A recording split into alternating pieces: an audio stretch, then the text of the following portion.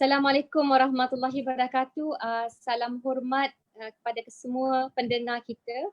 Hari ini dalam sesi ataupun perbincangan seterusnya, borak-borak multidimensi. Saya amat berbesar hati kerana kita akan berbincang dengan seorang pakar psikiatri dan juga atau pakar psikiatrik ya, dan juga seorang lagi yang tadi kenali minggu sebelumnya, pakar fisioterapi.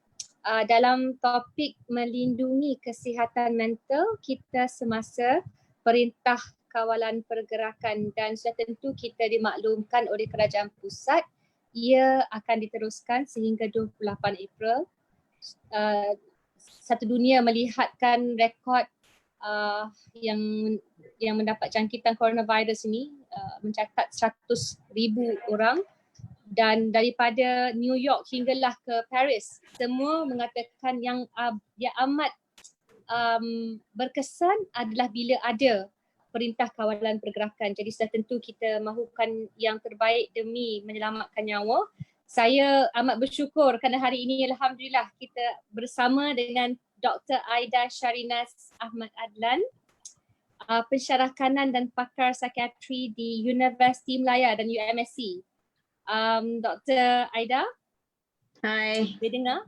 Hai, terima kasih kerana bersama. Dan saya ni dipanggil my favorite hospital PPUM kerana ke-6 anak Datuk Seri Anwar Ibrahim semua lahir di PPUM.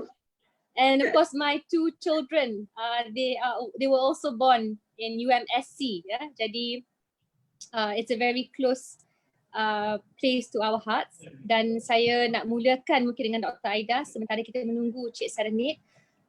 Dr. Aida, saya ingin nyatakan ya, isu kesihatan mental ini kalau beberapa tahun lalu seringkali dilihat sebagai isu tabu, dan kita sebenarnya digalakkan ya untuk melihat isu kesihatan daripada aspek fizikal, spiritual dan sudah tentu mental. Tak boleh kita kesampingkan. Dan di New York City, antara kawasan yang sangat-sangat terkesan dengan penyakit coronavirus, mereka menghadapi di mana-mana juga samalah seperti kita, the dual crisis dui iaitu kesihatan dan juga krisis mental. Maka governornya yang sekarang ni saya rasa lagi popular daripada Presiden Trump, Governor Andrew Cuomo ya, telah meletakkan seramai 8,000 orang disebut sebagai mental health providers, pakar kesihatan mental untuk membantu semua warga New York yang tertekan, termasuklah dia frontliners. Jadi dikala kita hadapi COVID-19, wabak pandemik ini, dan juga isu social isolation menerusi PKP, bagaimanakah kita boleh memahami kesannya kepada keadaan atau kesihatan mental seseorang? What are the red flags yang patut kita perhatikan? Okey, bila kita bercakap tentang PKP ya, dan boleh dengar YB? Boleh. Okay. Thank you. Okey, bila kita bercakap tentang PKP, adalah satu situasi yang tak pernah berlaku pada kita lah sebelum ni. Jadi sesuatu yang sangat foreign. Jadi tentunya berbagai-bagai jenis emosi, perasaan bercampur baur bila kita terpaksa berdepan dengan sesuatu yang kita tak jangka akan terjadi. Jadi perasaan seperti takut itu sudah tentunya ada, perasaan resah, panik, sama ada kita mungkin akan dijangkiti penyakit tersebut ataupun kita mereka yang frontliners takut membawa jangkitan ini kepada keluarga mereka. Jadi perasaan begitu akan mendatangkan panik dan keresahan. Akan ada juga mereka yang merasa sedih sebab mereka rasa helpless, tak boleh berbuat apa-apa, memikirkan tentang keadaan yang akan terjadi di masa akan datang selepas PKP, macam mana dengan kerja, dengan urusan-urusan lain. Dan ada juga yang bila perasaan ini terlalu banyak dan tak terkawal, dia mula merasa irritable, cepat rasa marah, rasa marah dan mungkin bila dalam keadaan tertekan ni rasa marah itu dilemparkan kepada pasangan, kepada anak-anak. Jadi ini antara emosi-emosi yang kita jangka akan ada lah di waktu PKP. Bila YB tanya tentang red flags tadi, saya sering guna ukuran macam kalau fungsi kita sebagai ibu misalnya atau sebagai pekerja atau sebagai isteri, apabila fungsi kita dah tak dapat berjalan dengan lancar. Contohnya, apabila kita mula mengalami masalah tidur, tak cukup tidur, apabila appetite, kita punya selera makan terganggu, bila fokus kita tak diberi dengan baik, atau bila kita rasa bersalah berlebih-lebihan dan kita menyalahkan diri. Apabila semua perasaan ini datang dan kita bukan diri kita yang biasa lagi, these are the red flags that you need help. Macam rasa terasing, macam rasa sesuatu yang janggal lah. Rasa terasing, rasa helpless dan mungkin dah mula datang rasa macam hidup ni dah tak berguna, mungkin saya lebih baik mati, saya dah tak nampak masa depan.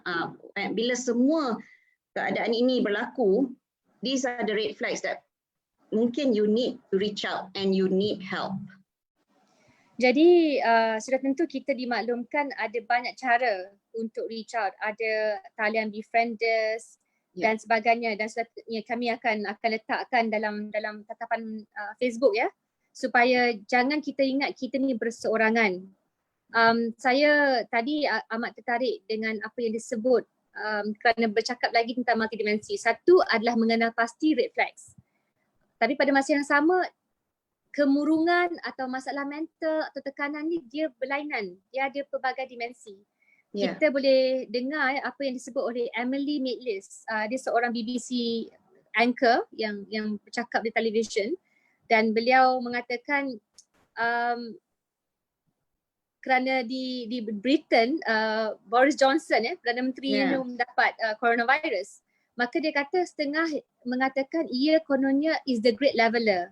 Maksudnya orang miskin dapat, orang kaya dapat.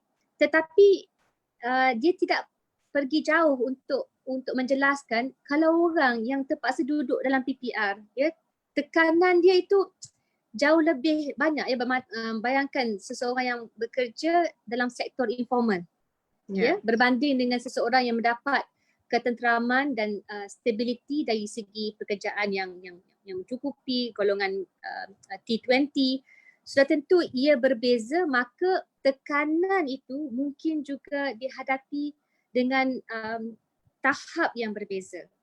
Lebih-lebih lagi kalau seseorang yang ditugaskan sebagai seorang doktor. Saya menonton Awani semalam, Dr. Aida. Bayangkan tak jumpa anak lebih sebulan. Daripada 8 pagi sampailah 10 malam kadang-kadang, terus untuk do the testing in the lab for the COVID, whether negative or positive. Jadi bagaimana kita nak membantu untuk memahami ada pelbagai tahap dari segi masalah ini. Ada some quite not simple, but it's still manageable. Off and on, bercakap dengan orang you can manage. But some are quite severe disebabkan oleh keadaan dan tekanan daripada pelbagai dimensi. Okay, kalau kita boleh lihat dari sudut mental health ni, kita semua ada mental health, tapi mental illness adalah situasi itu menjadi satu penyakit. Jadi di dalam keadaan PKP atau di mana keadaan yang mendatangkan distress, semua pasti akan terkesan, dan dia akan the normal reaction would be resah, panik dan distress. Tapi ini semua adalah normal dan kita akan mempunyai daya coping skill kita yang tersendiri untuk menangani masalah ini dengan cara kita tersendiri. Tetapi apabila seseorang individu tu tidak mempunyai coping skill yang bagus, jadi dan keadaan tekanan persekitarannya pun sangat tak kondusif. Jadi coping skill yang dia ada mungkin tak begitu baik, dan ini boleh lama-kelamaan menyebabkan keadaan getting more overwhelmed. Dia tak dapat dikawal dengan baik. Apabila boleh doktor jelaskan bagi contoh coping skill tu macam mana? Okey, sekiranya contoh macam kalau saya guna diri saya sendirilah, kalau saya dengar tu, mula perasaan saya takut. Alamak, macam mana ni? Saya dah tak boleh keluar. Okey. Atau kalau saya keluar pergi beli barang, nanti saya berjangkit dengan orang lain macam mana? Macam tu kan. Jadi perasaan itu memang akan ada. Kita semua manusia, kita ada emosi. Jadi apabila perasaan itu datang, cara yang terbaik adalah kita akui perasaan itu.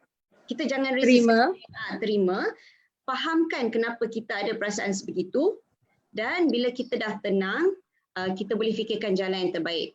Jadi berkenaan perasaan takut tu saya, tak apa, saya akan cuba sedaya upaya untuk duduk di rumah dan optimiskan masa dengan yang terbaik lah. Dan apabila saya terpaksa beli barang, saya akan pakai topeng, pakai sarung tangan, pakai sanitizer. Jadi akan ambil langkah yang sepatutnya dan saya akan teruskan apa yang saya perlu lakukan.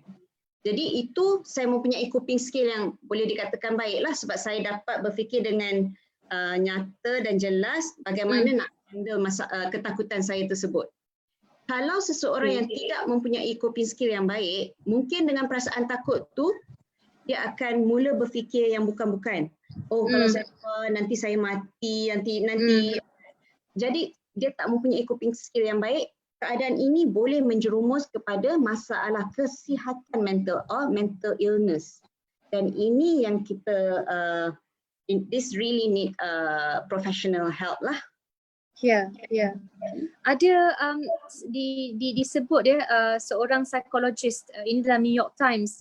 Dia mengatakan untuk mereka yang tidak ada coping mechanism yang utuh ataupun macam dia akan menggambarkan the worst case scenario kalau pergi ini akan berlaku, hancur masa depan dan sebagainya, maka dalam tempoh PKP ia lebih berisiko untuk golongan ini kerana disebut social isolation adalah 2 kali ganda lebih parah daripada obesity atau kegemukan. So mungkin saya nak minta kalau doktor punya nasihat terutama untuk golongan yang memang berisiko dalam bab ini. Lebih-lebih lagi mereka ni akan mendapat kesan yang terbesar dalam tempoh PKP yang akan berterusan sehingga 28 April dalam norma baru di mana kehidupan kita macam dulu nak ramai-ramai, nak pergi makan-makan. Makan-makan, raya-raya, dia tidaklah sampai relatif sebegitu dah kerana life has changed forever. Tapi not everything is gone, right? Not everything is destroyed. Jadi golongan ini, adakah mereka patut serta-merta mendapatkan terapi menerusi saluran yang dibekalkan? Okey. Pada pendapat saya, bila kita ni human, kita manusia, kita sentiasa memerlukan connectiveness with others, social connection. So walaupun sekarang ni kita dalam penjarakan sosial, tapi kita bukan dalam penjarakan emosi. Yang berbeza. Okay? Jadi walaupun saya mungkin isolated seorang-seorang dekat rumah, saya masih memerlukan hubungan emosi itu dengan orang-orang yang tersayang atau orang-orang yang bermakna. Apabila seseorang itu mempunyai masalah, it's always good to reach out to your loved ones first. Okay? And kita mungkin atau kita sedar antara orang yang kita sayang mungkin mengalami masalah sebegini, it is up to us untuk reach out to them. Telefon diorang, video call diorang, tanya diorang how are they doing. Bila kita nampak perubahan dalam seseorang tu dan kita nampak dia mungkin sangat terkesan dengan PKP ataupun nampak mood dia semakin teruk, dia terlalu risau yang melampau. Kita boleh offer untuk jadi pendengar yang baik. Because sometimes, most of the times, kita tak dapat selesaikan masalah orang tu. We cannot fix things, but we can be a good listener. And actually sometimes that's just what they want. Okay, sebab ada kalanya saya dapat ada patient cakap kalau dia bercerita tentang masalah dia, nanti orang kata sabarlah, sabar. Tapi orang cakap bagi advice sebegitu yang membuatkan dia jadi lebih tertekan sebab orang yang dia cuba reach out tu tak cuba fahami apa yang dia rasakan. Okay, so be a good listener, and the other thing is kita tanya dia apa yang dia perlukan, bagaimana kita boleh bantu dia. Dengar apa yang dia minta. If we can help, good. If we cannot help, then kita bring it to someone yang boleh membantu dia. Bagaimana pula dengan mereka yang kiranya dia ada orang bersama tapi di dalam situasi di mana he or she is facing intimate terrorism. Ya, jadi semasa saya bercakap dengan Puan Fadlina Siddiq, beliau mengatakan definisi bagi mereka yang merupakan sama ada isteri atau suami kan, dalam keadaan memang ada partner kan, tapi masalahnya mungkin kerana konflik, maka ia menjadi satu bentuk keganasan sama ada fizikal atau mental. Dalam keadaan keganasan domestik sedemikian, where do they go? What do they do? Okay. So kalau kita bercakap tentang domestic violence atau internal terrorism, I like that term. PKP ni intimate terrorism, I think. Intimate terrorism, okay. I'm an engineer, unfortunately. Not doctor, so I better get it right. Sorry, doc. But it's self-explanatory. Okay, bila PKP kita kena stay at home. Tapi for this population, duduk di rumah tu adalah sesuatu yang membahayakan ataupun keselamatan mereka terancam. Jadi this is a very tricky situation, but pada saya, we always have to consider safety. Safety first. Okay. So dalam apa situasi, walaupun kawalan ketat ke apa ke, our own safety takes precedence lah. Jadi misal kata seseorang yang mungkin berada di dalam abusive relationship, dalam keadaan PKP tertekan, ramai orang dalam rumah, mungkin husband dia start to physically abuse or mentally abuse. The first things first is assess your safety. Sekiranya keselamatan tak dapat dijamin, reach out. First, boleh consider telefon talian kasih. Talian kasih Jabatan Kebajikan Masyarakat. Dan dalam keadaan yang memerlukan, boleh pergi keluar rumah, pergi ke balai polis untuk buat laporan. Of course, kena ambil precaution lah, pakai mask kalau boleh, ada sanitizer, tapi that means dalam hal-hal sebegini, kelonggaran perlu diberikan kepada mereka untuk reach out for help. Ada juga saya interested dengan cara yang telah dimaklumkan oleh kawan saya. Have a safety word with your safety word. Okay, so contohnya macam seorang wanita A, kita gunakan dia A, ada seorang kawan rapat bernama B. Okay, dia tak boleh nak cerita secara terang-terangan sebab suaminya mungkin berada di belakang, tapi orang dah ada satu password cakap, saya tak berminat untuk beli barangan anda sekarang. Jadi B tahu itu adalah call for help. Safe code. Safe code. Yeah. So this is something that people can consider. I see. Dan but of course lah, dalam keadaan sekarang yang paling mengejutkan adalah kadar yang menelefon untuk mendapatkan pertolongan daripada apa yang didedahkan oleh Women's Aid Organisation meningkat di Malaysia. Jadi kadang-kadang saya fikir bila kita bercakap tentang isu ini pun kita naklah dalam persekitaran yang selamat ya. Kita nak juga cari jalan pasal dia ada dua cabang yang kita boleh ambil. Satu adalah mengambil PKP ini dan mungkin musibah pandemik sebagai sesuatu yang sangat negatif. Tapi sebenarnya sudah tentu semuanya ada hikmah dan ia juga menjadi peluang untuk kita merapatkan hubungan antara satu sama lain. But of course, life is not perfect, right? Jadi dia we have to make the best out of it. Jadi I want to ask Dr. Aida, like in that sense, is that when you talk about self-coping, ada tak macam cara di mana kita cuba menyenaraikan perkara-perkara yang membahagiakan kita, yang memberikan kita rasa syukur dalam hidup ini? Kalau kita bandingkan saya selalu sebut the lottery of birth. Macam kita ni, kita lahir alhamdulillah dalam persekitaran bersama keluarga, tapi kalau ditakdirkan kita lahir dalam status stateless, ditahan pula. Saya ingat saya pergi ke Lenggeng tu, tahanan depo. I can't even imagine, you are stuck in that environment. Jadi nak tak nak dalam self coping tu ada tak cara-cara where you can sort of tell yourself, you know, it's okay, you know, untuk memperbaiki your own experience of the challenges. Okay, sometimes when they say it's all in the mind, I kind of agree to it because kalau kita lihat sesuatu situasi tu, contohnya people panggil PKP ni sebagai lockdown kan. Jadi apabila kita tengok benda tu sebagai satu hukuman ataupun satu restriction, ada persepsi yang sangat negatif. Membuatkan kita rasa tertekan, terperangkap, tak boleh buat apa-apa, tak berdaya. But kalau kita boleh tukar, we tweak a bit our perspective, our perception dan tukar kepada sekarang ni saya ada banyak masa yang boleh digunakan. Sebelum ni saya tak pernah ada masa. Kita selalu bangun pagi, uruskan anak-anak, hantar pergi sekolah, kerja, jam, balik. So tak pernah ada masa untuk diri sendiri, untuk bonding keluarga. But we can use this. So means change the perspective, yes. Buat masa ni memang semua orang terpaksa duduk di rumah, tapi we can make the best out of it. So one thing I think is to see, to be able, jangan narrow down kepada benda yang negatif, but we see as a big picture. There's a lot of things that can come out of this.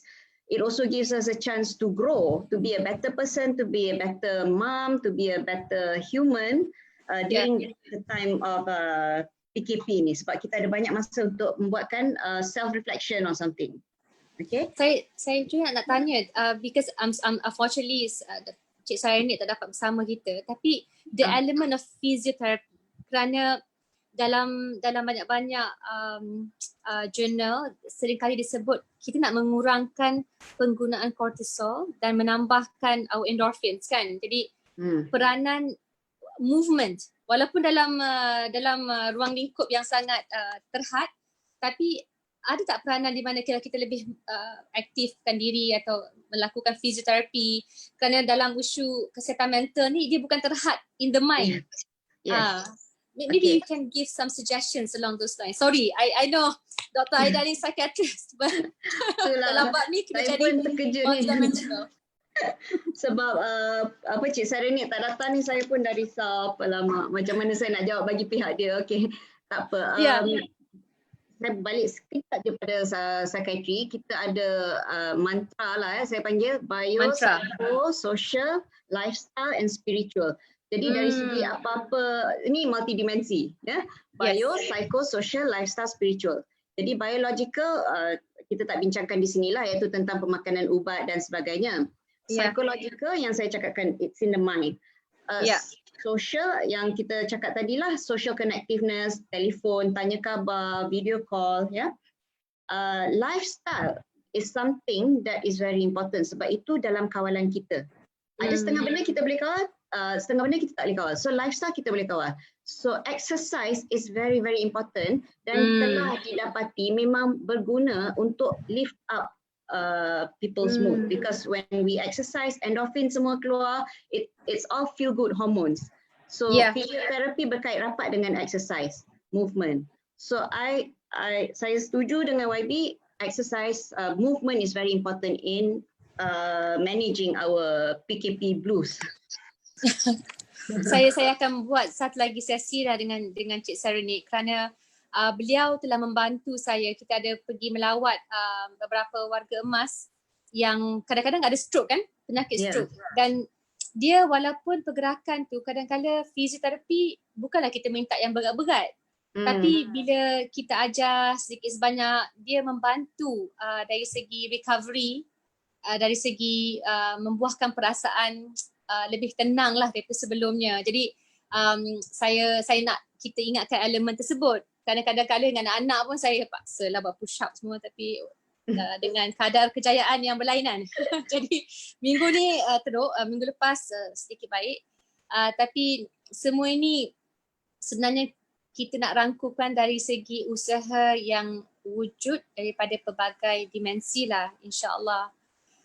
Dan saya pun nak tanya Dr. Aida, mungkin soalan terakhir. Dia agak sesuatu yang saya ingin, saya sangat bimbang kerana bila kita bercakap tentang anak-anak yang ditempatkan di rumah anak yatim ataupun anak-anak yang tidak mempunyai ibu dan ayah, antara kajian-kajian dan kesimpulan yang mereka sebut, anak-anak ni sebenarnya kadang-kadang memerlukan dakapan, pelukan, the social touch.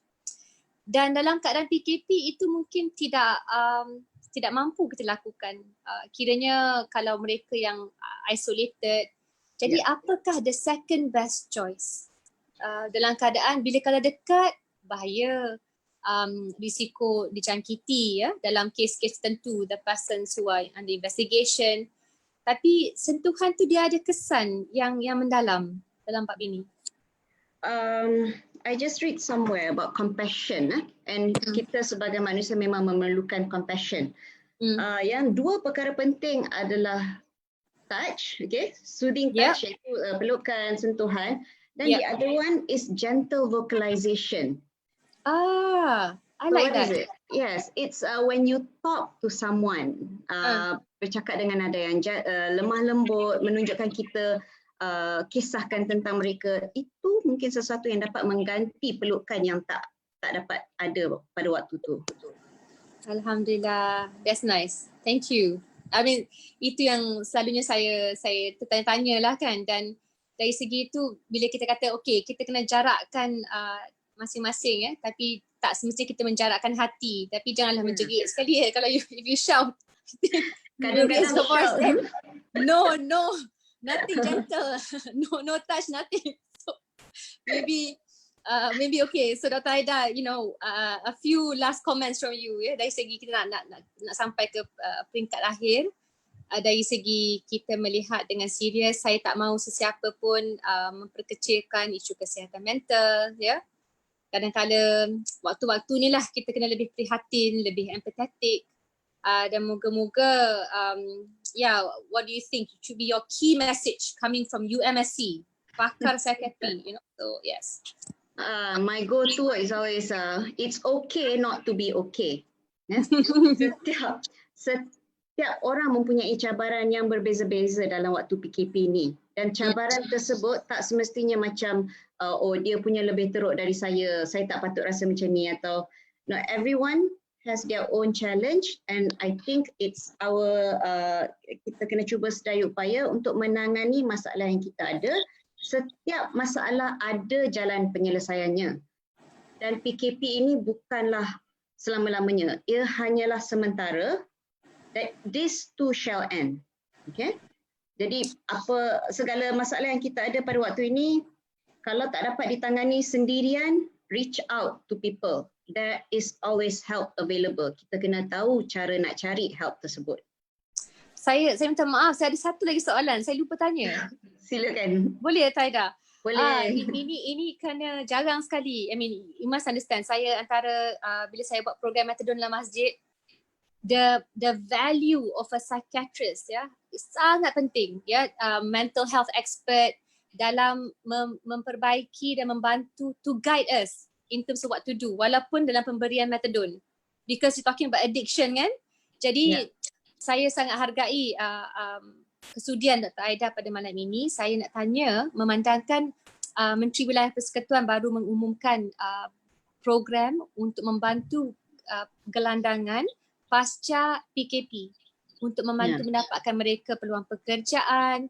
Saya nak minta pendapat Dr. Aida kerana ini penting. Kadang-kadang dia satunya bukan sesuatu yang mudah lah untuk memulihkan setiap golongan. Kita kena faham is very deeply psychological, but saya nak minta pandangan Dr. Aida sebagai seorang pakar psikiatri.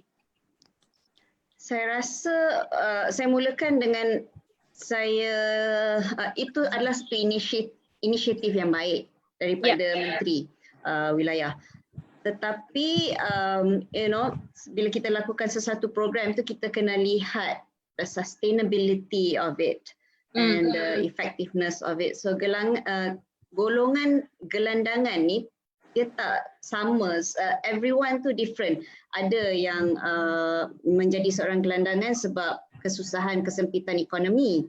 Ada yang menjadi gelandangan sebab psychiatric illness, atau ada yang menjadi ni sebab addiction problem. So masing-masing mempunyai masalah yang tersendiri. Sangat Jadi, unik. Ya. Ya, sangat unik. Jadi kita tak boleh pukul rata macam okey, semua orang akan dapat kerja sebab masing-masing mempunyai keupayaan dan kemahuan yang berbeza. Jadi saya rasa apabila program ini akan dilancarkan nanti, mungkin perhatian perlu diberi pada faktor-faktor inilah.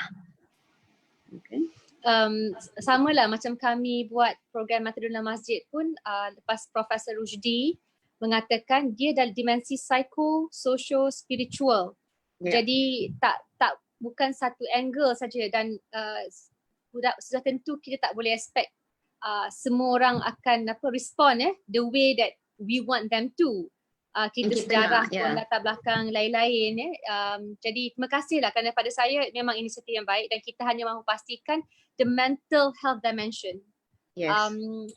Always prioritized kerana yelah dalam tempoh PKP saya fikir begitu banyak di seluruh dunia kita melihat satu demi satu cabaran itu terlalu rumit dan ia memerlukan gandingan dan kerjasama semua pihak.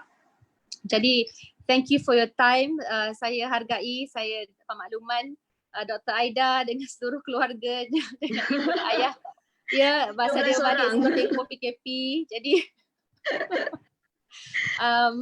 Alhamdulillah. Terima kasih YB sebab menjemput saya malam ni. Sudah tentu. Mohon maaflah tak dapat bersama Dr. Cik Saranik next time insya-Allah. Ya. Okay. Jadi kepada semua di luar sana, kita sama-samalah soft clap, gentle clap untuk Dr. Aida dan semoga kita sentiasa mencari jalan dan mengingatkan bahawa we are never alone. Kita tidak keseorangan, sudah tentu hidup ini adalah satu perjuangan tetapi ada manisnya walaupun kadang-kadang juga pahit dan kita harus hargai setiap saat. Terima kasih Dr. Aida. Semoga Allah Subhanahu Wa Taala memberkati. Kirim salam to the family. InsyaAllah. Terima kasih. Okay. Assalamualaikum. Thank you.